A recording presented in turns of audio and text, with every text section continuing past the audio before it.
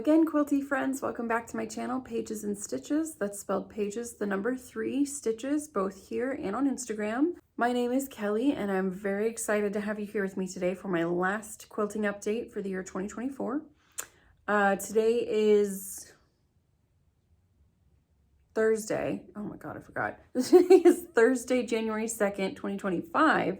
So I'm going to wrap up in this video everything I worked on in my quilty world over the last couple of months since my last update, which I think was in September, if I'm not mistaken. And then kind of go over what I intend to do in the next update. So first and foremost, I wish you all a very happy new year. Thank you so much for joining me for the holiday and spending a little bit of your time, which I hope is off work, here with me today. If you're new here, welcome. I so appreciate you clicking on my channel and giving me a try. If you're here from FlossTube, welcome. I'm glad to have you have crossed over to the dark side.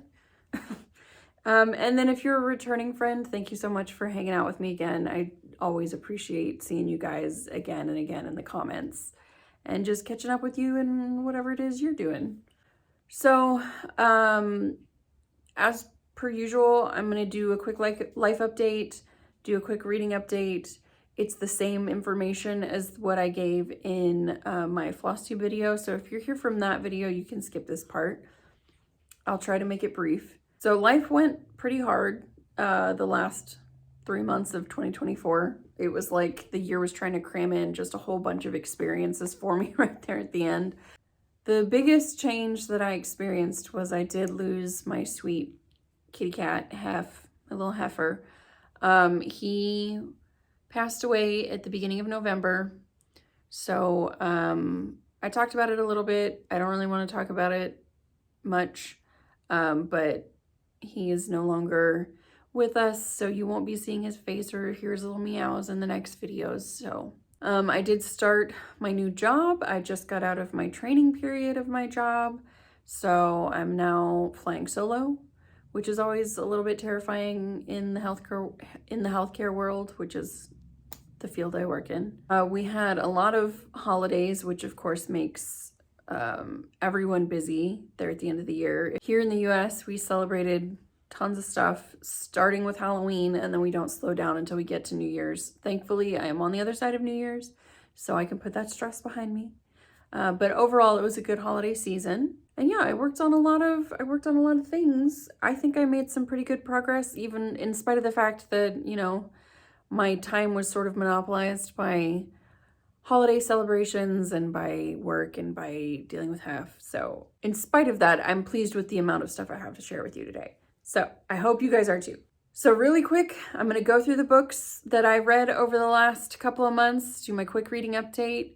If you are unfamiliar or if you didn't watch my FlossTube, I like to do a quick reading update of everything I read between now and the last update, just so people who, like me, are readers and who care know what I'm reading. On other people's channels, when they talk about their books, I get really nosy, so I figured may as well. I have 3 passions. Pages and Stitches is representative of those 3 passions, the pages from the books and the stitches from the quilting and cross stitching. And it just was lucky that the number 3 that I use for the and is like also the 3 hobbies that I enjoy. Like that just worked out. It was meant to be. Okay, so real quick. The last couple of books I read were Pretend You're Mine by Lucy Score, Kiss and Don't Tell by Megan Quinn, Arran's Obsession and Storm the Castle, both by Jolie Vines. Then I read Fangirl Down and The Au Pair Affair by Tessa Bailey, Detour by A. Marie, A Curse of Blood and Wolves by Melissa McTernan, Horde King of Shadows by Zoey Draven, Two Can Play by Ali Hazelwood, and Dark Restraint by Katie Robert, and Wicked Abyss by Kresley Cole. And I put a rating for each of those books on my Instagram if you care. Okay, so let's talk quilting, shall we? I have one FFO to show you, which I'm very excited about. I worked on 2 whips, and then I did 3 new starts. So all in all, lots of good progress. And then I have my plans for the next time we do a video. So first, I'm going to insert a picture of the pattern that I finished. This is City Girl Chevron, designed by Krista Moser.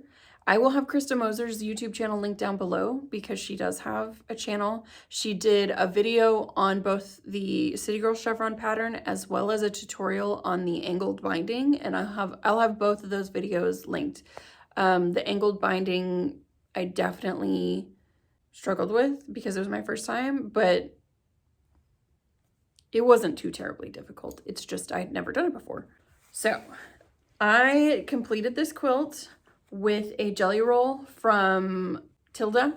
It was a jelly roll called Chic Escape, and I used a sparkly gold and a sparkly sort of cream color as the accents, and I'm very thrilled with how it turned out. So let me show you what it looks like. Okay, I'm gonna do my best. Here is the final piece. So the fabrics work together so well. I'm so pleased with how the metallics and then the jelly roll work together. And then in this shape I had mentioned before, it kind of looks like a fan, like an Asian fan. It just all worked out together really well. The backing is from a different line. I don't remember what it is, but I'll put it on screen if I can find it. Because by the time I went to go complete this quilt, this line was nowhere to be found. So I had to get kind of a complimentary backing from another line. And the quilting pattern I'm obsessed with. I took it to my long armor and she helped me pick out a pattern called Kimono, and it's very difficult to see, but I'll do my best, maybe from the back. I'll be able to see it better from the back. Not really. Okay. It's this unique kind of flower. There's leaves, and then there's like this swirly flower here. It goes a little bit like that. And then there's petals that go down this way. So it's difficult to see, but it is very pretty. Like you can see it in the gold really well and in the sparkly. Yeah, you can kind of see the swirlies. There's the top of the flower there where it kind of spirals, and then this way, and then it goes down in the petals there. It's really pretty. I love it so much. It's actually one of my favorite quilting patterns we've ever used. So I'm definitely going to be using it again. All together, I think it looks so pretty. So here's the side where it's a straight edge. Flip it around. And here's that angled binding. So essentially the way you do angled binding, it's not that difficult in theory. So like in a traditional quilt, you have a 90-degree corner where when you put the binding on, you get to 1/4 of an inch and then you go off the corner, fold it, and then stitch back on. You still do the same thing with the points. It's just obviously not a 90-degree. And then with the inside corners, what you do is you do a teeny little snip right here and then pull it straight while you're sewing.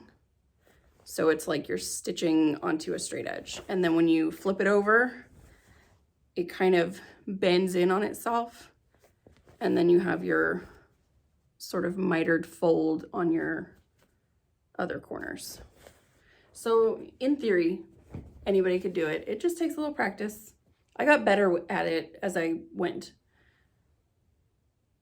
But yeah, there it is. I love it so, so much. It's very pretty. I'm very excited about it.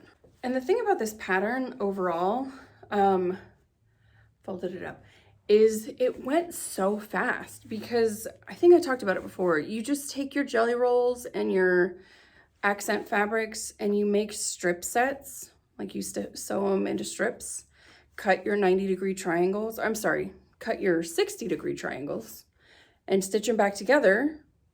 And there you have it. Like, it's just, the piecing at least is super, super fast. And I just love the way these colors work. This is so beautiful. So yeah, there it is. There's my sparkly quilt. Oh, look here, you can kind of see the flower a little bit better. So here's the spiral in the center, and then the petals around the sides.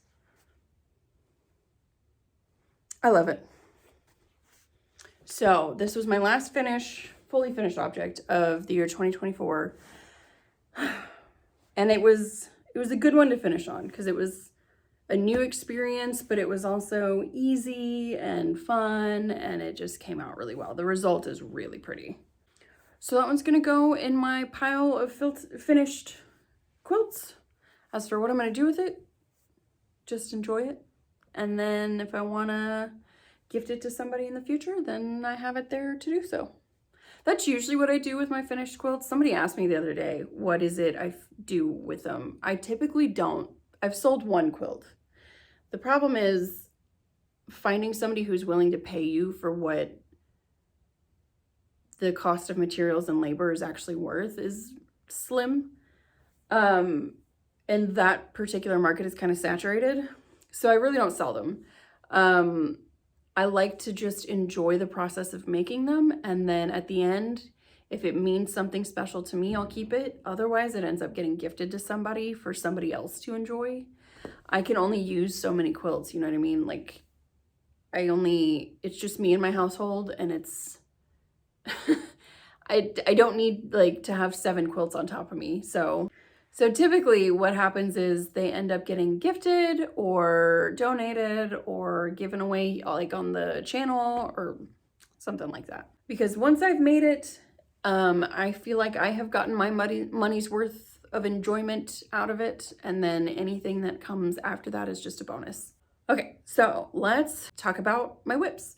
The plan last time was to finish this whip. Obviously, that didn't end up happening because, like I said, life was life in the beginning, but also there ended up being like way more than I anticipated. So, and my plan is also switching a little bit for this quilt. So let's talk about it. This is paint chips, which is something that we have named together. Somebody suggested that name in the comments, and it was a fantastic name, and it stuck. So, paint chips. It's made entirely with scraps from other quilts from my scrap stash. And I am using my scraps to create these sort of long strip blocks. I put them together. I put the first one together, and then just based on what I was able to get out of it with the length of my scraps, I came to an arbitrary measurement of 4 3/4 by 15 1/2. So finished size, it'll be 15 by 4 1/4. And I put them together in a gradient, and I intended to take the completed blocks to make a color gradient. And this is where I've gotten so far. This is not the final layout by any means. I'm still obviously working on getting the rest of my scraps put together in the blocks. And then, like I was saying, the plan is probably going to change because you can't really see it. I will try and show you. It goes all the way up there and then all the way down. So it's 6 rows. And I don't even know how many across right now. 2, 4, 6, 8, 10, 12, 14, 16, 18 across. I could probably get to 21, and then I have no more design wall.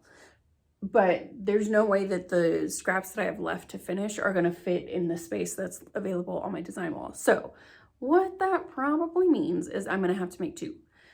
I'm thinking what I'm gonna do is rather than try and divide the colors up evenly and have like a full spectrum on 2 quilts, I think I'm gonna do like cool tones and warm tones. That's the plan at the moment. Of course that could change, but if I were to assemble it all into one quilt, that would be probably a little bit bigger than king size by the time I'm done with it, which wouldn't even fit on my long armors machine. So I need to make a compromise somewhere. And I think what it's going to be is 2 quilts. So since the last video, I have added to my grays. The last time you saw it, I just had this row up. So I added another row, and then there's a handful right here on this side that you can't see. And then I did all my purples, but I still have to do my blue, like my true blues, which is like my royals and my navies. And then blacks, browns, whites, and pinks. So I got more to go. So it's gonna be 2 quilts, at least. And the other thing is, I'm having like this dilemma as I make it, because it's not the only quilts I'm making, right? I'm making other ones. And as I'm working on my other ones, I'm getting stash scraps to add to that stash. So it's like, I thought I was done with my yellows, but I have a whole stack of yellows left to do from finishing my Moda sampler. So I'm trying to, like, as I'm going, I'm like, okay, I could continue to make yellow blocks, or I could just put them back in my scrap stash and then make another scrap quilt at some point in the future when I have more. Which logically is probably the right idea, but then while this is deconstructed, I'm just like, no, I can add more. I can just make it bigger. And it's a never-ending problem. This is why scrap stashes never disappear. We never get on top of them. So next time you see it, hopefully I will have made more progress, if not finished all of the blocks and potentially the quilt tops. I would love, I'm crossing my fingers here, to have finished the blocks and the quilt tops for paint chips so I could get it off the wall, because I got other quilts that need the space, you know what I mean? But it's looking really good, right? Look at all the colors. I love it. And I love that you can, so these are, like I said, scraps from all the other quilts that I've made in the past. So I love that I can look at it and see, like, all of these stripy ones are Tula blocks that I've used in my Bauhaus quilt. I did an entire quilt in cream, gray, and black gradients. So that's where a lot of these grays and then the blacks that we'll see came from. There's a lot of them that were featured in my acid trip sampler.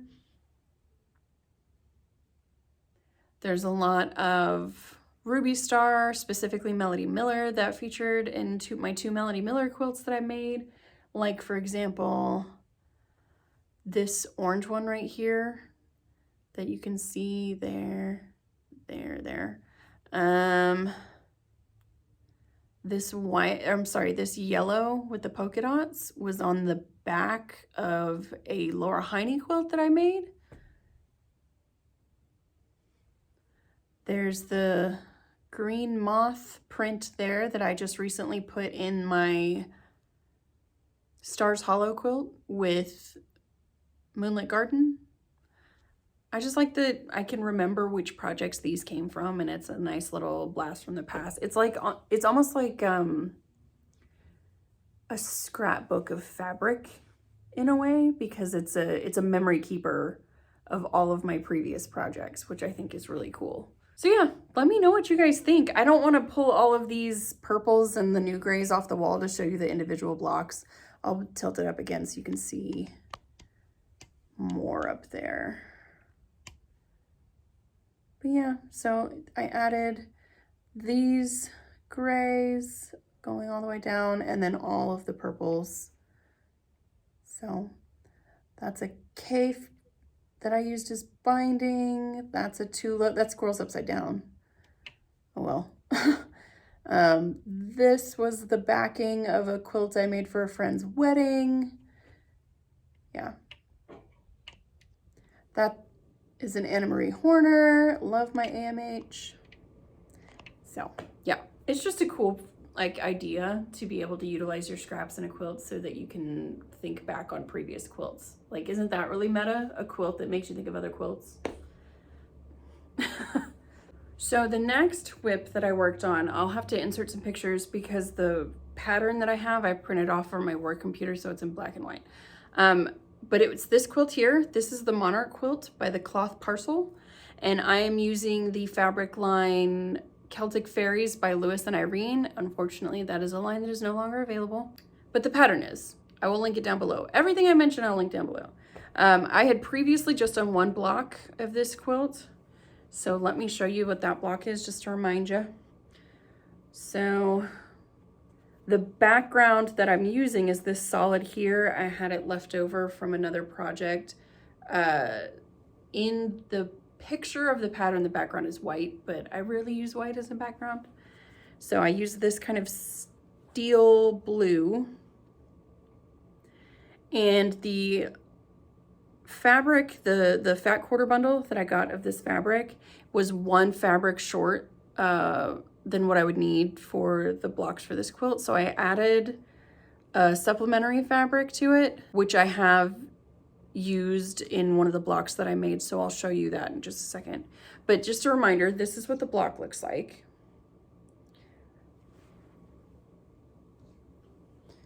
And I made, they're kind of a time-consuming block, so I only made 3 others, but I'll show you those.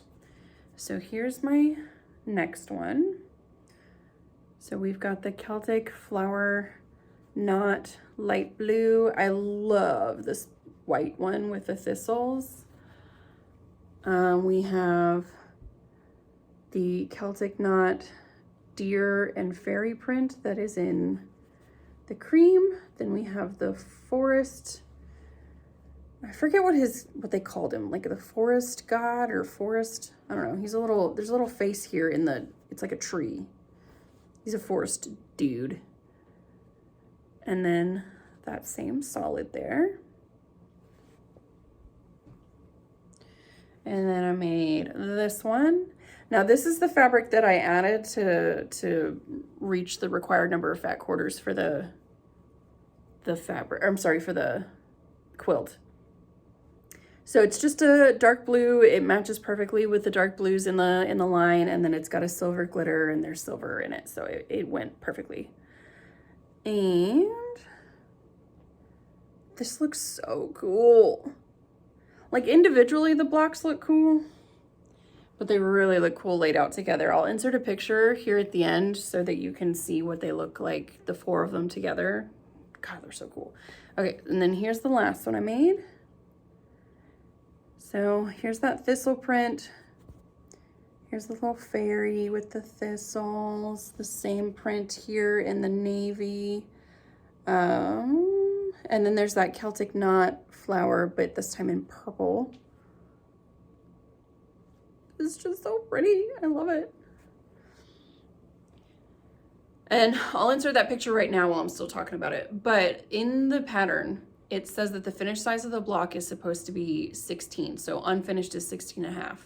However, I think because my 1/4 inch that I sew with is more of like a scant 1/4 inch, and the fact that a lot of the cuts of these triangles are on the bias, my blocks ended up bigger, and to cut them down to 16.5 would chop like just a lot off. So I changed my size to 17, and it works a lot better. I still have parts where like I get really close to and potentially cut off a point of one of the triangles, but I'm not that worried about it.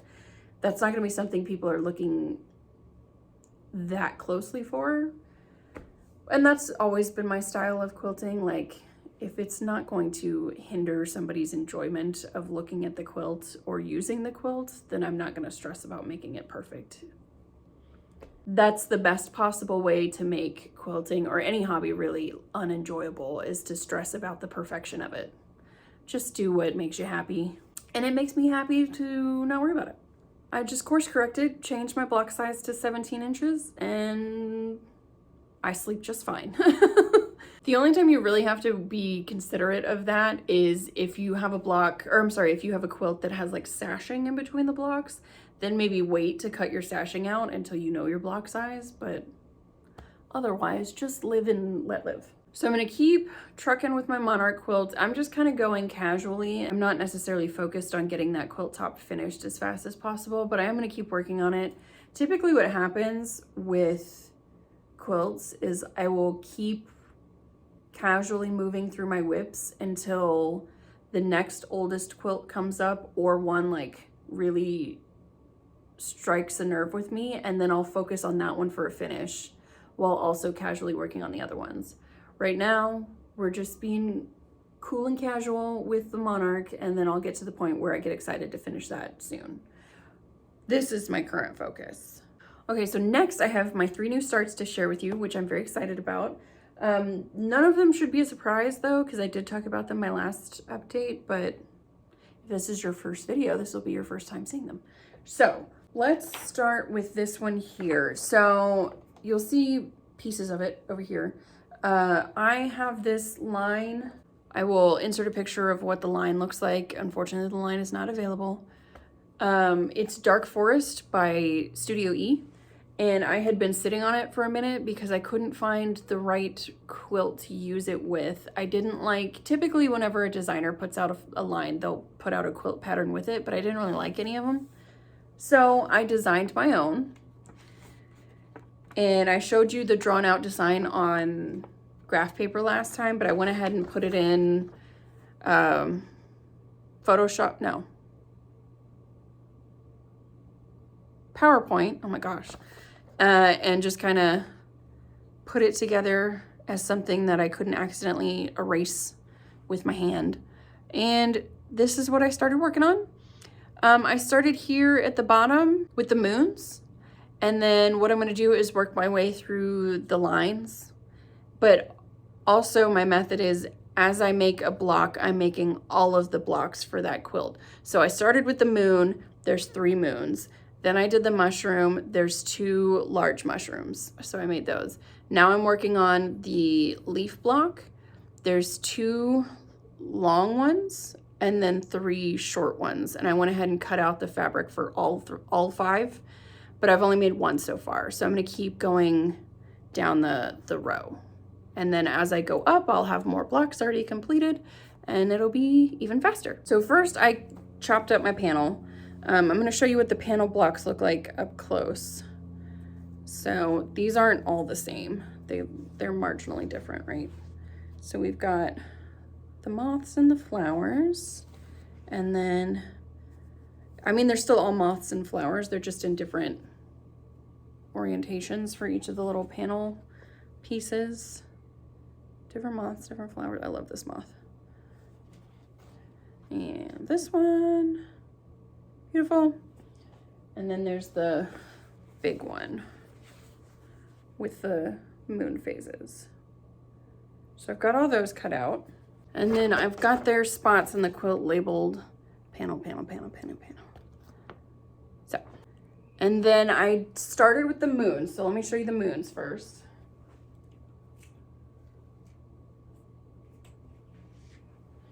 And these all are the same. I did the same fabrics for each of the blocks, but I used that shiny, shimmery cream material that I had pulled.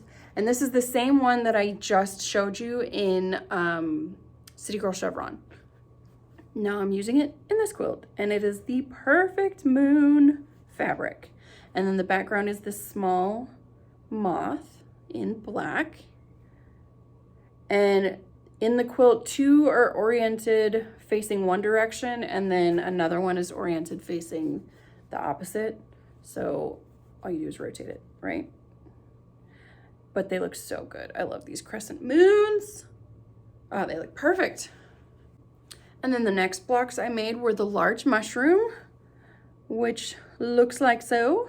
So the mushroom cap is in the is in the large moth print with the leaves behind it.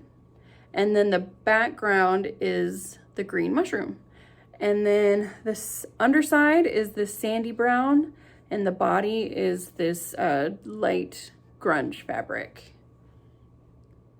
And they look identical. They're the same. Just these two in the quilt. There's other mushroom blocks, but they're the smaller ones. So let me see here. See, there's a big one and a big one, and then there's 1, 2, 3, 4 small ones. So, and those are gonna look different. I don't know yet what fabric I'm gonna use, but I'll figure it out when I get to that point. I kind of make a habit of just like choosing fabrics and colors as I like them and as the composition looks good to me, but not necessarily planning it out ahead of time, which I know is a creative style that stresses some people out. It used to do the same for me. I just kind of got to a point, I think it's because I got lazier as I got more experienced. I just got to a point where I just was like, let me just improvise as I go and see what happens. And it hasn't let me down since, so I keep doing it. Okay, so the last block that I made was the leaf block, so I'm gonna show you that. Now, I think I'm gonna change this block before I make the other ones, which is why I only made one. So here's my leaf block. We've got the stripe, the purple grunge, and then the morning glory type of flower, the purple flower as the background, which I'm all fine with. The thing I think I'm going to change is the center stalk. I used the cream grunge that's the same as the body of the mushrooms, but I think it's too stark. So what I'm probably going to do is pull it out and then switch it for the more sandy color. Like, it's obviously going to still be a pretty significant contrast. It's just less a white stripe in the middle, you know what I mean? So I think that's what I'm going to do. In fact, I know what that's going to be. I know that's what I'm going to do. I'm just procrastinating doing it because nobody likes to seam rip, you know? So as I'm working down the line, you can see I kind of drew my cutting instructions. These kind of big empty squares and like even the 9 patch here, those are just going to be random fabrics that I use to fill space. So I've got those. I have a sawtooth star, and then I have a panel, and then just like other fabrics to feature. And then this bottom line will be done. And then I'll go back up. And by this point, because I'm making all of the blocks as I come across them, this sawtooth star will already be done, panel, and then I'll come across the flower and the small mushroom. And those are the only other 2 blocks that I haven't done yet. So I will have made all of the flowers and all of the small mushrooms. So then it's just a matter of assembling the rest, which is why I did it that way. So yeah, there's my dark forest quilt.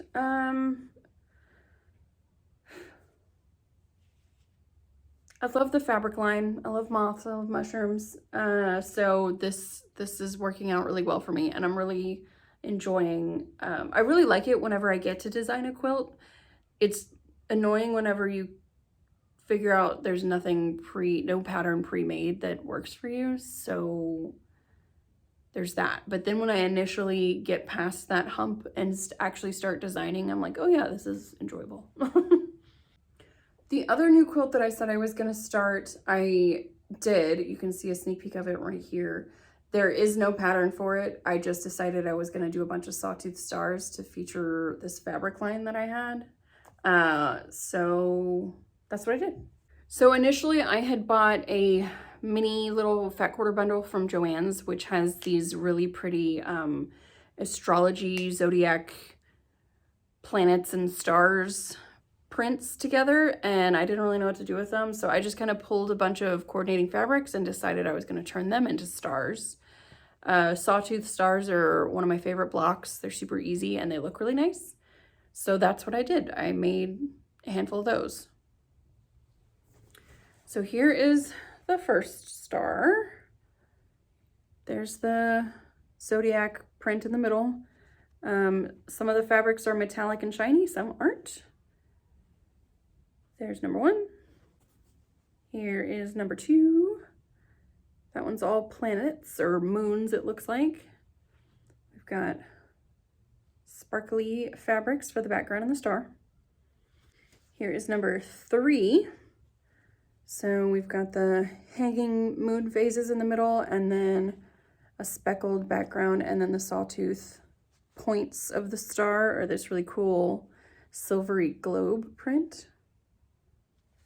Here's number 4 with the stars in the middle that almost look like Moroccan like lanterns. I think they're really cool.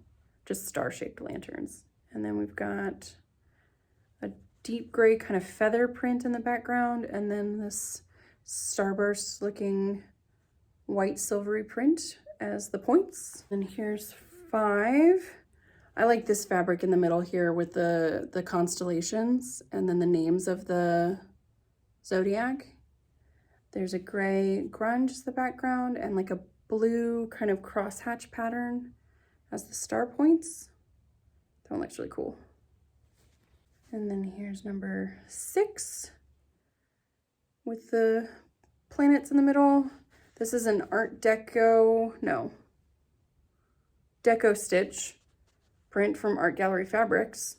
I always want to say Art Deco because it's Art Gallery Fabrics and Deco Stitch. It's not. And then the silver glitter shiny one as the points of the star. All right, and here's number 7. This is that same blue glittery fabric that I'm also using in the Monarch quilt with the Lewis and Irene fabric. And then a light gray crosshatch as the star points.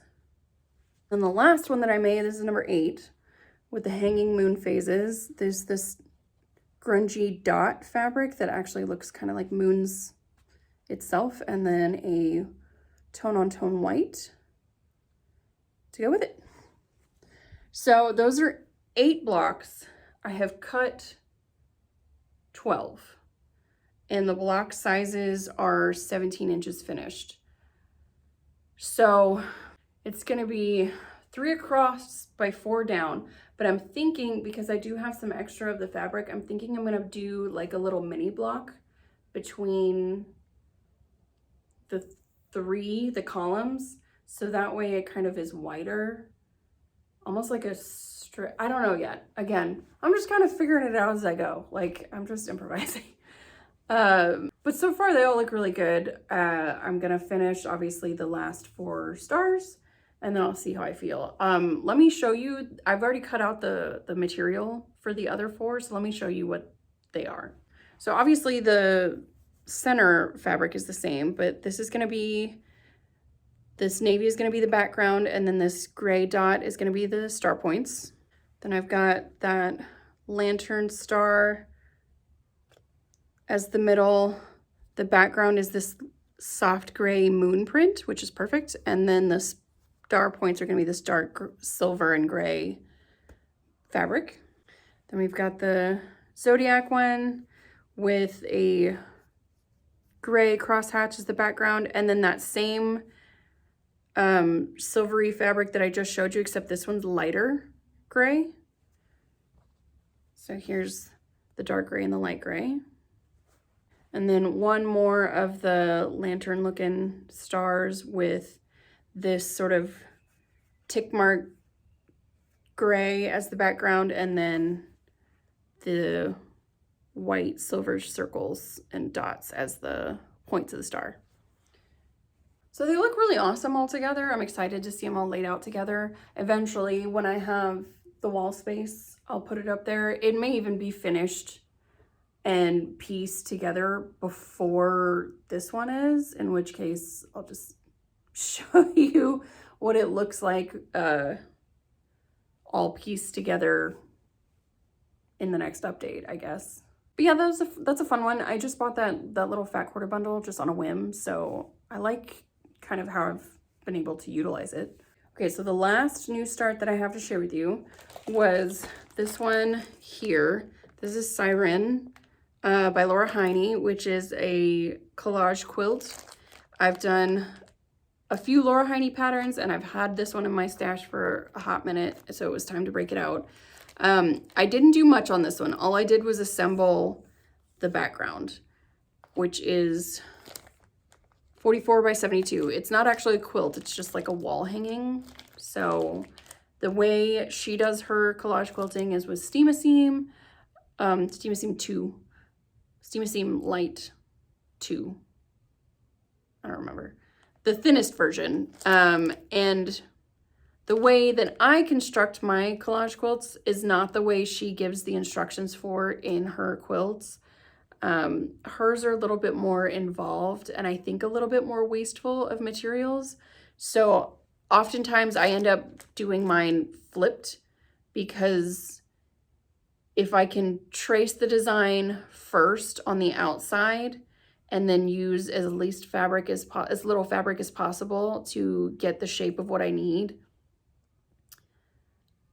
I like that better than the way she does it, which is to iron a big piece of fabric down and then trace on the inside of the paper and then cut it out after the fact, which ends up making it the same orientation as the picture, but I think it's a little bit more wasteful of fabric. So I do it a different way. So my mermaid's gonna look like this, just flipped. So what I did, and the other difference is she has you initially trace the pattern onto a piece of pattern ease, I think it's called.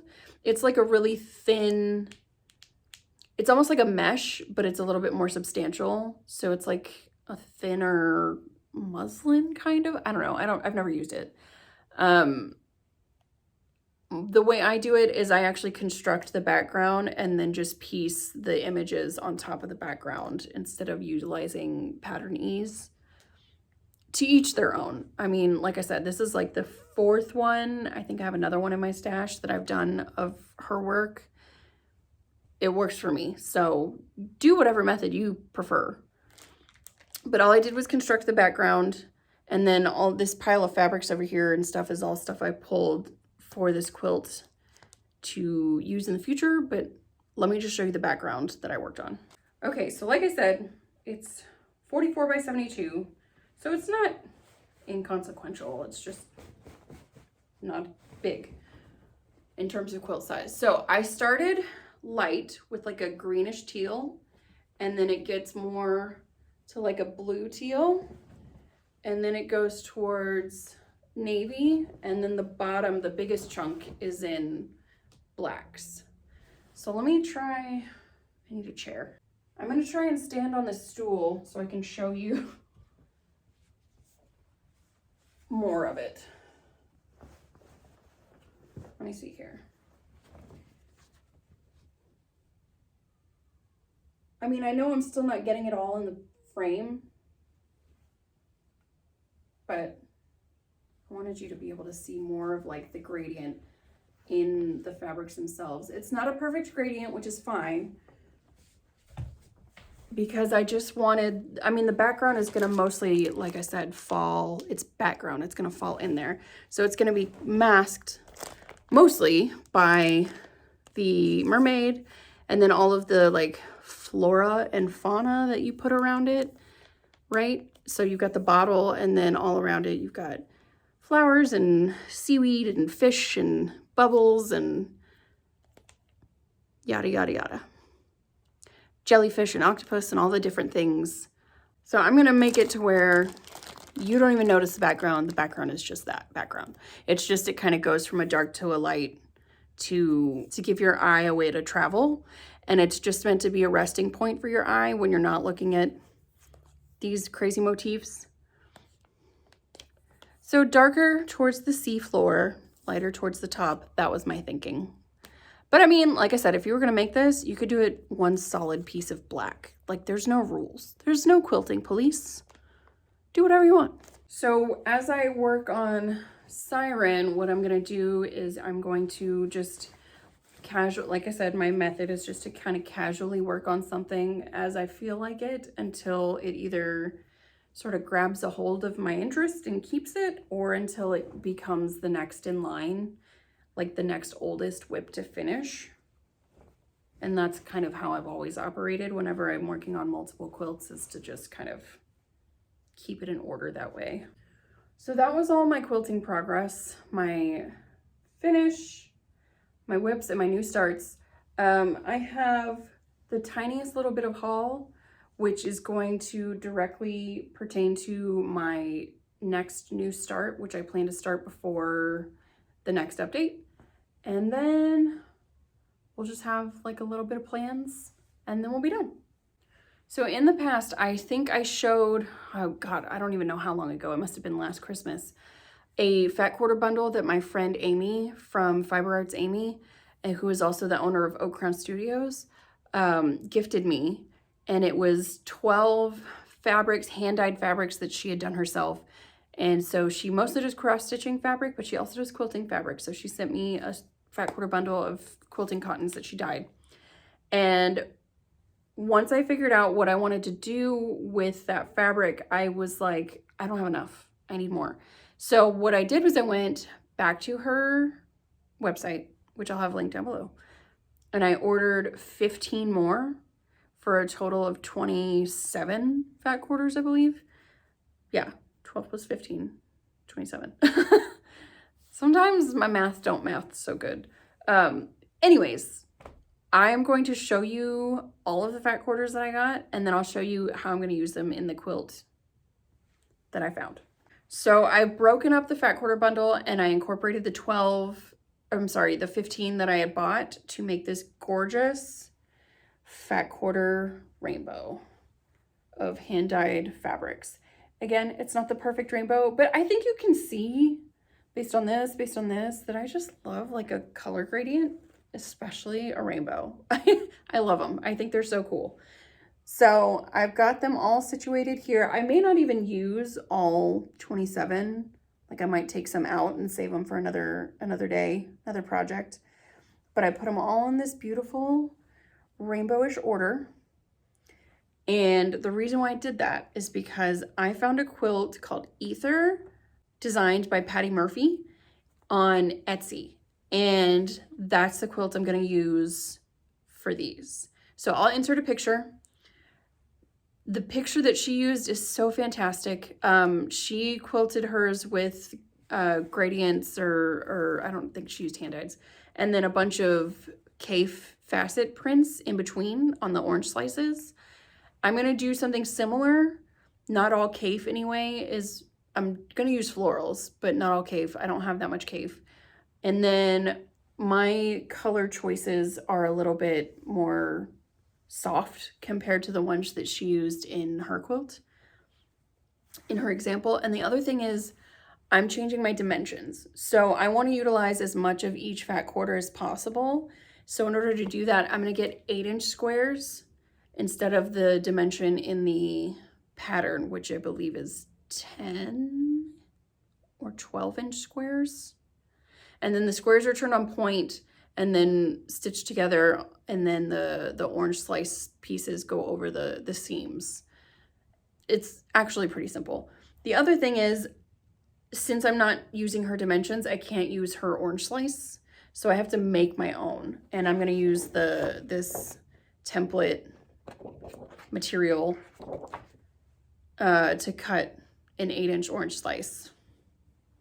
And then the orange slices, you can either hand applique and like turn them under, or you can do what I'm gonna do, which is to use a fusible iron-on material, probably steam a seam because I have it, and then do either a blanket stitch around the edge or as close to the edge as I can get with a straight stitch, which is how she said to do it in her Etsy shop. So yeah, that is my plan with these guys. And I had waited until I got the remainder. I didn't get the remainder of the fabrics that I ordered until October. So that's why I hadn't started on this yet. And then I didn't start on it after October because I was working on other things. Try not to let life prevent me from being creative, because sometimes when life is stressful, you don't feel very creative, or you just don't like want to be, you know? So the other plans that I have after starting Ether, or my version of Ether, is to keep working on this, hopefully finish the blocks and the 2 quilt tops that I'm probably going to get out of this, minimum 2 quilt tops. I have a long arm appointment with my quilter for my Moda sampler, which is still in my closet. I don't remember, I think it's in like February or something. So it's before, I think, when I'm gonna do my next update. And then I'm gonna keep working on my astrology stars, my sawtooth stars. I'm just gonna call it astrology stars. And get the other 4 blocks that I cut out stitched together, and then hopefully get the rest of the pattern ironed out, how I'm gonna stitch them all together. I could just stitch 3x4 and call it a day, but I kind of don't want to. So that's my plans for the coming 2025. Well, it is 2025 now, but for the coming year, those are the things I have planned so far, and then I'll just kind of figure the rest out as I go, which is how I've been quilting in general. If you guys have any questions at all, because I'm sure my rambling did not make sense to most people, definitely drop me a comment. You can send me an email. You can connect with me on Instagram, and we'll go from there. Other than that, I hope you guys have a fantastic start to your new year. I hope your holiday season was not the least bit stressful like mine was. I hope you have lots of creative juices flowing, and then I hope that we can talk quilting again soon. Thank you so much for joining me, and I'll see you guys in a couple months. Bye.